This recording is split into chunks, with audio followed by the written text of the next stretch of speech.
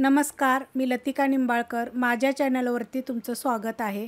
आज तुम्हाला मिक्स असं झणझणीत असं कालवण बनवून दाखवणार आहे. त्यासाठी आपल्याला काय काय पाहिजे बघा. ही 1 वाटी काबुली चणे भिजत घातले होते आणि कुकर मध्ये बघा ह्याच्या 2 शिट्ट्या करून घेतलेल्या. जास्त शिजवलेलं नाहीये कारण आपल्याला बाकीच्या ह्याच्याबरोबर शिजवायचे, पण अगोदर कुकर मध्ये 2 शिट्ट्या करून घ्या. त्यासाठी बघा 1 वांग मी असं उभं कापून पाण्यात ठेवलेलं आहे आणि 1 मोठ्या आकाराचा बटाटा साल काढून असे मोठे मोठे तुकडे करून घेतलेले आहेत. तोप गरम करायला ठेवलाय, त्यामध्ये तेल टाकून घेऊया. तर 1-1.5 चमचा तेल टाकायचं छोटा आणि चांगलं कडक गरम होऊन देऊया. तेल गरम झालेलं आहे, त्याच्यामध्ये बघा अर्धा छोटा चमचा जिरे मोहरी, कढीपत्ता, 1 तेजपत्ता, 2 साधी विलायची, 1 मसाला विलायची, दालचिनीचा 1 छोटा तुकडा आणि 3 लवंगा. त्याच्यामध्ये बघा थोडंसं चिमूटभर हिंग पावडर आणि 1 मोठ्या आकाराचा कांदा बघा एकदम बारीक कापलेला आहे. उभा कापून घेतला तरी पण चालेल. आता कांदा आपण चांगला भाजून घेऊया. कांदा बघा अशा पद्धतीत भाजून घ्यायचा. आता ह्याच्यामध्ये बघा थोडंसं सुक्क खोबरं आहे, 1 गड्डी लसूण आहे, अर्धा इंच आलं आहे आणि हे सगळं कुटून घेतलेलं आहे.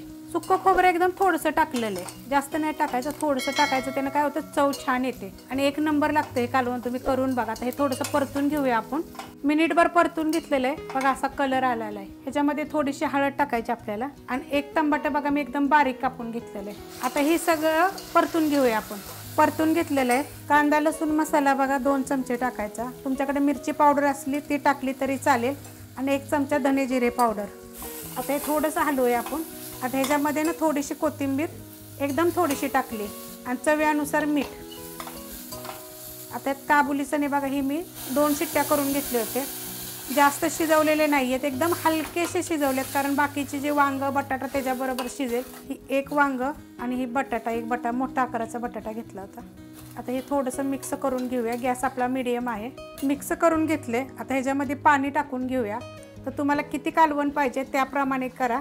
मी मोठ्या आकाराचा 1 ग्लास पाणी टाकलेलं आहे कारण हे शिजून कमी होणार. ह्याच्यामध्ये आता वरून आपण कोथिंबीर टाकूया आणि ही मीडियम गॅसवर आपण शिजून देऊया. बारीक गॅसवर ठेवलं होतं बघा. कालवण किती मस्त असं झालेलं आहे आणि एवढ्या पद्धतीत पातळ झालंय बघा.